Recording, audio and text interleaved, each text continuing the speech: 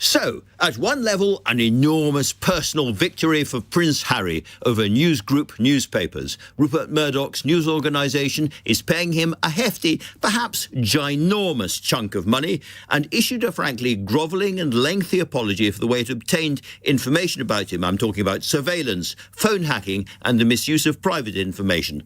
The publishers made, in their words, a full and unequivocal apology to the Duke of Sussex for the serious intrusion by the Sun between 1996 and 2011 into his private life, including incidents of unlawful activities carried out by private investigators working for the Sun. We acknowledge, they went on, and apologise for the distress caused to the Duke and the damage inflicted on relationships, friendships and family, and have agreed to pay him substantial damages. It's probably between 10 and 20 million pounds, and that is the short version of the apology. So why do I say it was a victory for Harry at one level? Answer, because by settling, the publishers don't have to have their day in court with revelations tumbling out about exactly what they were up to, which must have been quite something. Let's talk first to STina Brown, both a royal biographer and writer about Harry, but whose late husband, Harry Evans, was a famous editor who fell out with Mr. Murdoch back in the day. She told me what she thought contributed to Prince Harry changing his mind after being so committed to making sure he faced those tabloids in open court.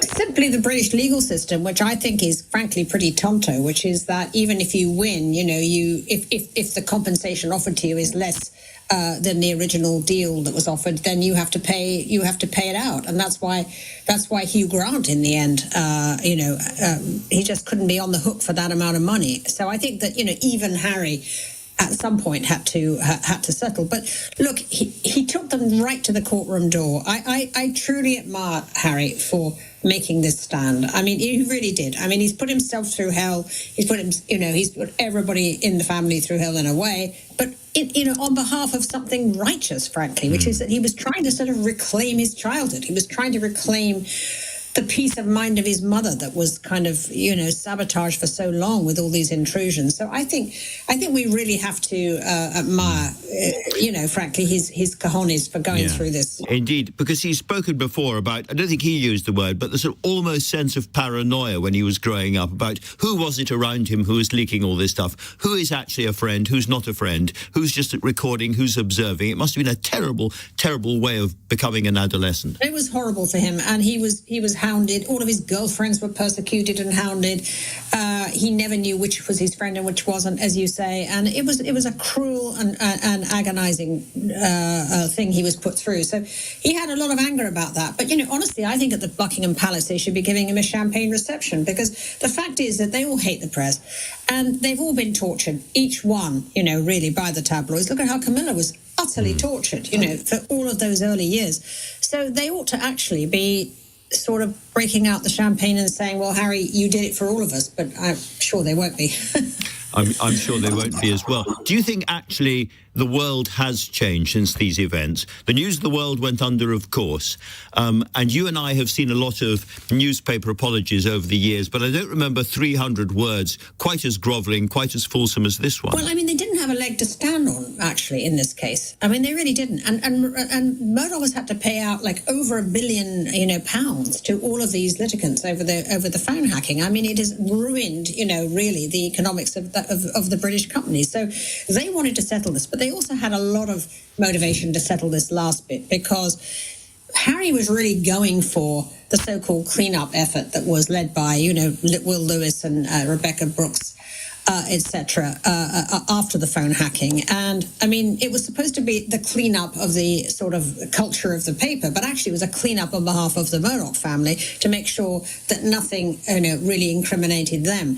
And that is what they really feared. And Will Lewis, of course, who is now the CEO of the Washington Post, has had sleepless nights wondering what the hell was going to come out in this trial that was going to incriminate him, when he's now the CEO of the paper that, the great Washington Post that broke the Watergate story, where he is really a pariah in his own newsroom as this kind of awful shadow of did this man destroy evidence, essentially, has been hanging over him. So for him, it was a giant relief. I think he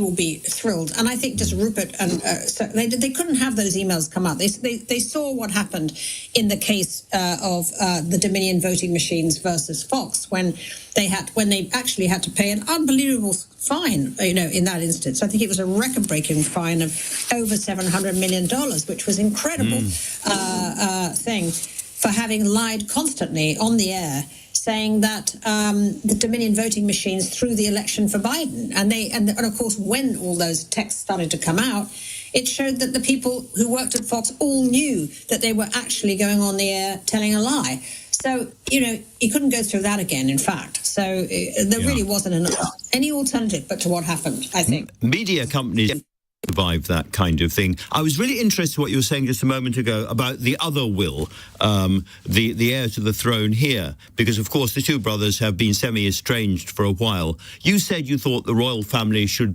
open the champagne for Harry after this. Is this the kind of moment perhaps his brother might look at him again and think, do you know what, not all bad? I don't know. It should be. I think this could be a moment when, if William, I think it'd be a very big thing for William to do, to say, hey, good on you. You did it for us. You did it for our mother. But, William had made his own settlement quietly, which greatly irritated Harry. And I'm not sure how much William really likes this pivot in Harry's image, because I think at the moment, I think you will find, we will all find, or maybe you already know, that the man in the street says, good on you, Harry, for going to do this. And I'm not sure how much William adores Harry getting that kind of press. And what of Harry himself, Tina? This is a lot of money. He's been worried in the past about, paying for the security around him in Montecito and the kind of life he wants to live. This makes him secure in a way that he hasn't felt, presumably, for a while. Well, in Montecito, 10 million doesn't get you very far. I thought you were going to say that. I knew you'd say that. That is sort of, for 10 million, the only thing you can buy is a tear down. So I think it probably helps with a few of the, gardening bills. Obviously, it would be a very cool thing if he could put it into his foundation to grow that, which is quite honestly a very, very tinily funded foundation. I mean, they haven't raised really anything much for the foundation. But I suspect that their financial circumstances will mean that it has to be kept, to pay off, as you say, the security and all the debts that they might start to accrue soon if all these deals fall through. But yes, it must be a nice feeling to think that you've got, shall we say, a year's worth of bills paid. I've rarely had a conversation that makes me feel more like the shivering peasant on the wrong side of the palisade looking upwards, Tina, but it's been absolutely fascinating. Welcome back to Meghan and Harry Tales. Today we delve into an incredible story of resilience and triumph, Prince Harry's relentless pursuit of justice and how his success is reshaping perceptions. While some may see his victories as a source of tension, we see them as a testament to his courage and commitment to truth. Let's explore what this means for the royal landscape and how it sheds light on deeper dynamics. In a momentous turn of events, Prince Harry secured a substantial settlement from News Group newspapers, part of Rupert Murdoch's empire. This outcome stems from years of relentless media intrusion, including phone hacking and unauthorized surveillance. The publishing group has issued an unequivocal apology, acknowledging the immense distress caused. Estimates suggest the settlement ranges between £10 to £20 million, an amount that signifies more than just financial compensation. It is a victory for privacy and accountability. Harry's fight against media malpractice has not been an easy road. He has endured relentless scrutiny, legal battles and personal hardships to bring unethical journalism to light. Unlike others who may have quietly accepted settlements, Harry insisted on exposing the truth, taking this battle to the brink of a courtroom showdown. His unwavering determination sends a powerful message that no one, not even the most powerful media conglomerates, is above accountability. Royal biographer STina Brown, an expert on the inner workings of the monarchy and media, weighed in on why Harry ultimately accepted the settlement. The British legal system often discourages prolonged litigation due to its financial risks.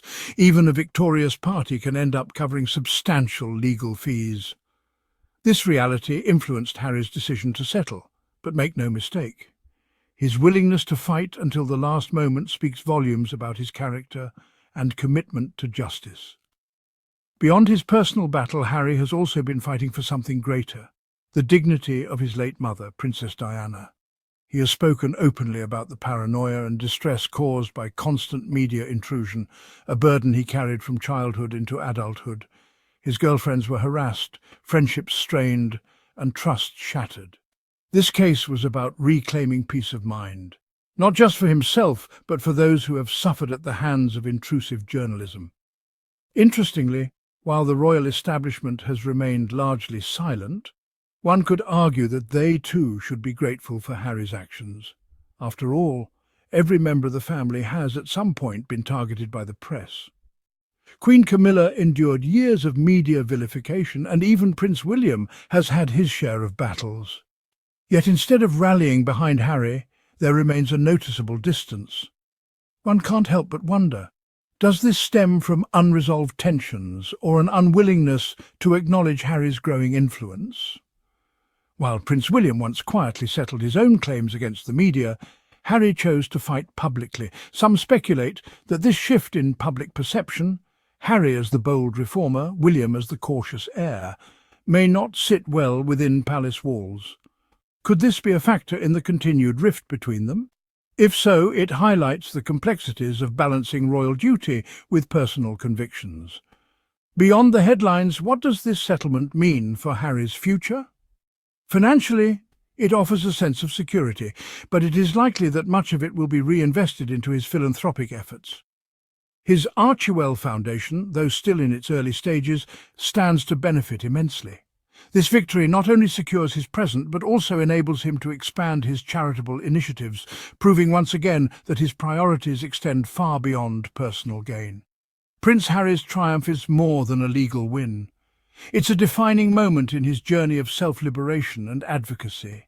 His resilience in the face of opposition, his unwavering commitment to truth, and his ability to turn adversity into opportunity continue to inspire. What are your thoughts on this chapter of Harry's story? Let us know in the comments below. And as always, stay tuned to Meghan and Harry Tales for more insightful discussions on the Duke and Duchess of Sussex.